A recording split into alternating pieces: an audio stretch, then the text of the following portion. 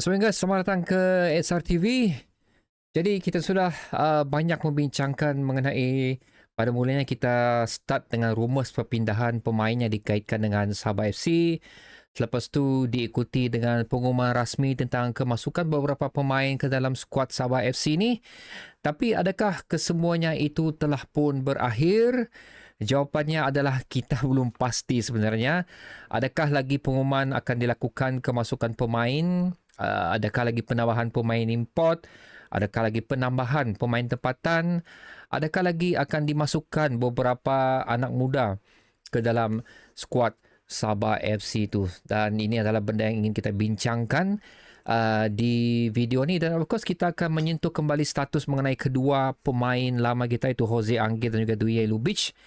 Adakah mereka pula akan desain kontrak bersama Sabah FC dan membolehkan mereka beraksi pada musim yang akan datang tidak lama lagi. So okay guys, selepas berakhirnya pengumuman yang telah dilakukan oleh Sabah FC, iaitu yang last kali ialah Juan Flere, goalkeeper daripada Argentina. Di situ aku ada di situ ada persoalan sedikit lah. Bukan saja aku, malah apabila aku baca di ruang komentar SRTV pun ada yang bertanya mengenai kenapa pemain ini diambil. Kerana satu, kita ada Damian Lim, kedua ianya boleh mengganggu percaturan 10 pemain di atas padang. Tapi semua tu telah dijawab oleh salah seorang rakan kita, itu sekali lagi Warren Wong. Anda boleh follow dia di Instagram. Kamu type saja bola kita, memang akan keluar terus.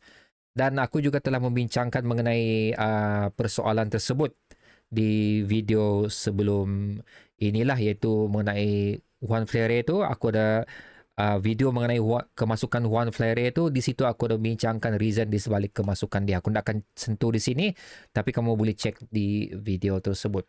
Okey, jadi skuad kita sekarang guys ada 27 individu sekarang dalam skuad ni. Ini adalah daripada transfermarkt.com.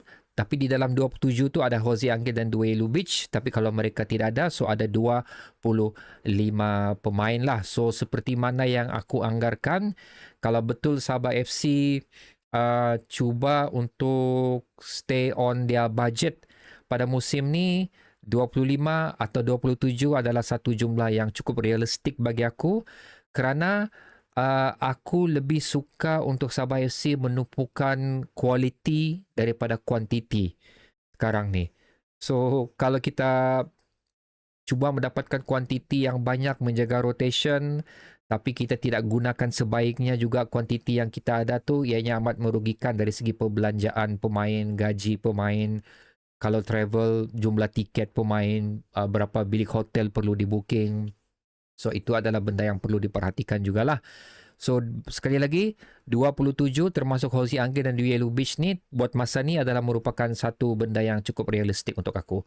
So kalau boleh bagi aku lah, okay, cukup di sini sajalah. Jangan ada apa-apa lagi penambahan. Kecuali sekiranya perlu lagi untuk mencari satu orang lagi yang boleh memberikan lagi depth di bahagian defend. Itu yang aku cuma perlu katakan di sinilah. So kita go through sikit lah. Pemain tertua yang di dalam senarai sekarang ni adalah Jose Angel 37 tahun, diikuti oleh Sifu dan juga Darren Lock 35, dan seterusnya Park Jun Bin 32 tahun dan juga Rawison Watuil 32 tahun. Lepas tu yang termuda sekali adalah Fahid Nakyu dan juga Hazard Haras 23 tahun. So kita ada beberapa pemain muda. Bagi aku pemain muda yang lain tu ialah apabila mereka berada di 25 tahun ke bawah. Itu aku punya dua I look at pemain muda lah. So kita ada Fakrul Iman 25, Zack 25, Azlizan Azlan 24, Duje Ljubic 24 dan juga Rusdi Roslan 24. So kalau dari senarai 24 tahun ni, 25 tahun ni, ada dua sajalah yang betul-betul boleh bagi aku diharapkan, iaitu Fakrul Iman dan juga Duje Ljubic. Okay, again lah, Duje Ljubic, Jose Angel ni aku sebut saja, tapi kita masih belum tahu apa status dia lah. Apa lagi yang aku katakan ni? So dari segi umur, memang kita cukup balance lah sebenarnya. Kita tidak mempunyai pemain yang betul-betul berada di dalam 35 ke atas yang cukup banyak. Sekali lagi kita ada 3 orang sahaja. Jadi kira boleh katakan yang squad ni kalau pukul rata lah orang cakap, pukul rata umur-umur yang berada dalam squad ni adalah 28.7 tahun lah. So kira boleh katakan squad ni cukup matang dan juga boleh katakan tidak terlalu tua lah. Okay, so basically kita ada 9 foreign player. So national team yang ada dalam pasukan kita ni ada 2 orang, iaitu Dominic Tan walaupun beliau telah dikeluarkan daripada Harimau Malaya, dan juga yang baru saja mendapat panggilan daripada pasukan Filipin iaitu si Kokenan. So itulah aku bilang, basically klub kita ni berada dalam satu purata umur yang cukup bagus, memang cukup matang dan juga mempunyai pengalaman mereka tersendiri. So that is why aku suka sangat tengok squad ni.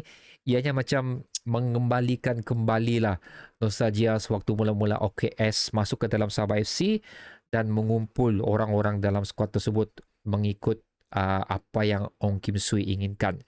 Jadi bagi aku di sini, apa yang telah kita dapatkan di sini adalah berdasarkan Juan Hiraro sendiri punya ramuan, kerana obvious sangatlah apabila kita nampak daripada Argentina, daripada Spain masuk dalam squad ni. Even daripada Spain pun ada ramai kuantiti dah, dan Spain ramai kuantiti dah.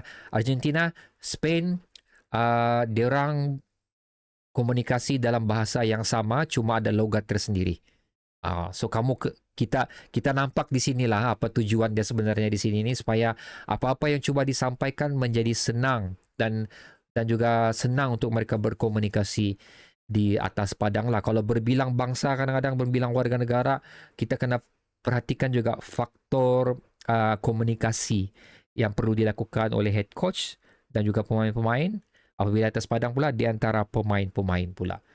So bagi aku ini pun adalah merupakan satu keseimbangan yang cukup realistik dan bersesuaian dengan apa yang diperlukan.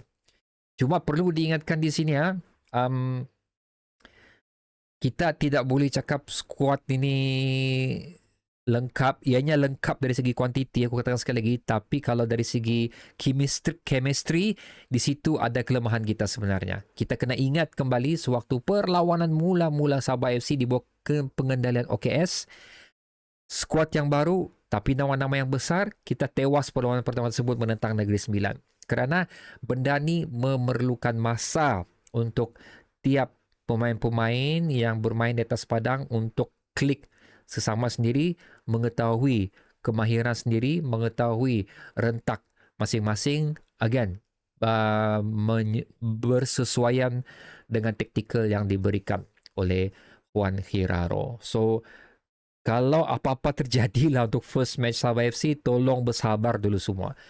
At least bagi aku 5 match macam tu lah, baru betul-betul kita boleh nampak keserasian ataupun gameplay sebenar Sabah FC ni. So itu kita kena tanam di kepala kita wala-wala.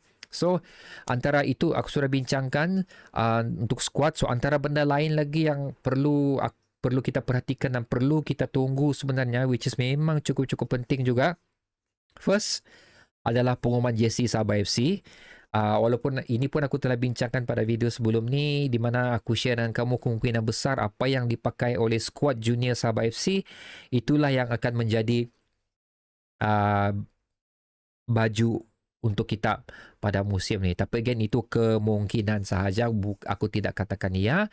Kedua adalah sponsorship Sabah FC. Aku ingin sangat tahu siapakah penaja di sebalik pengambilan pemain-pemain yang bagi aku cukup besar nama dia ni. So macam aku dapat rasakan orang yang bakal diumumkan untuk sponsor Sabah FC ni, aku boleh katakan nama yang besar jugalah. So adakah kita akan sekali lagi melihat kembalinya Sawit, Red One ataupun Jetama kembali? Benda-benda macam tu lah. Pasal aku tak tahu company mana lagi yang besar di Sabah ni, ataupun di luar Sabah. Ada satu kejutan akan dilakukan di luar Sabah. Lebih kurang macam tu. So aku bercerita kembali mengenai JC Sabah FC ni. aku telah membuat my own conclusion kenapa kita beralih kepada Carino, walaupun dia brand lokal tidak sebesar apa yang pernah kita miliki, contoh seperti Lotto ataupun Adidas, tapi aku ada merasakan sesuatu di sebalik pengurusan Sabah FC yang cuba untuk mengembalikan benda-benda lokal di dalam Sabah untuk Sabah ni. That's why kenapa Carino diambil. Baliklah, bukan aku tidak merasakan, bukan pasal tidak ada orang mau sponsor ataupun tiada budget, tapi lebih kepada untuk mengetengahkan jenama lokal. Itu pendapat aku lah. So that's why aku, dalam kata lain juga, ianya bukan melambangkan kita ni tidak ada budget. Lebih kurang macam. Pasal aku nampak banyak sangatlah komen-komen yang mengatakan macam apa-apa semua, tiada duit apa semua, kenapa pilih Carino, lebih kurang macam tu. Tapi aku tidak merasakan Carino ni benda yang sedemikian lah. Dan seterusnya, so aku sudah cerita mengenai apa tadi, baju, sponsorship, dan terakhir sekali adalah pre-season match yang patut dilakukan oleh Sabah FC. Aku difahamkan sewaktu video ni dirakamkan, ada perlawanan persahabatan yang dilakukan di Sindika sekarang menentang Perkasa something FC lah, menentang Sabah FC. So itu adalah friendly match pertama yang mereka lakukan. Ianya tertutup, orang tidak boleh tengok, tidak apa, tapi aku mengharapkan untuk pre-season match yang akan datang tu cuba kasih buka sikit lah kepada orang-orang lain. Pasal kita ni eager sangat mau merhatikan pemain baru kita beraksi sebenarnya, walaupun kita tahu perlawanan pre-match tu bukanlah melambangkan prestasi sebenar mereka, tapi at least kita nampaklah gaya-gaya mainan mereka. So hopefully ada banyak lagi pre-season match yang akan diberikan kepada squad kita ni. Bagi aku buat masa sekarang ni, pasal masa pun singkat, so no point untuk kita travel jauh-jauh, nanti akan beri efek untuk persediaan perlawanan pertama di bulan Ogos nanti. Tapi we just go local lah, lawan Tawau atau Keningau sekali lagi lah. Apa-apa sajalah pasukan yang ada di Liga Tempatan di bola sepak tempatan Sabah ni, ataupun bertemu dengan mana-mana tim daripada Brunei sekali lagi. So itulah dia guys, perkongsian terkini. Aku mulakan dengan pendapat aku mengenai skuad ni. Lepas tu aku teruskan perbincangan mengenai apa yang kita perlu tunggu lagi selain daripada semua benda tu, kerana 3 benda yang aku sentuh seperti tadi tu, baju, sponsorship dan juga pre-season match tu adalah merupakan 3 benda yang penting juga untuk persediaan Sabah FC dan juga of course persediaan kita, kerana kita mau beli baju. Kedua, kita mau tengok pemain kita. So ketiga pula, kita mau tengok sekuat mana sponsorship Sabah FC ni bagi memastikan tidak ada benda-benda yang kita tidak ingini akan berulang seperti mana season-season sebelumnya. So guys, itu ada penceritaan ringkas sahaja. So apa pula pendapat anda mengenai perkongsian aku berikan ni, tekan di komentar di bawah. Bertemu lagi video seterusnya. Assalamualaikum.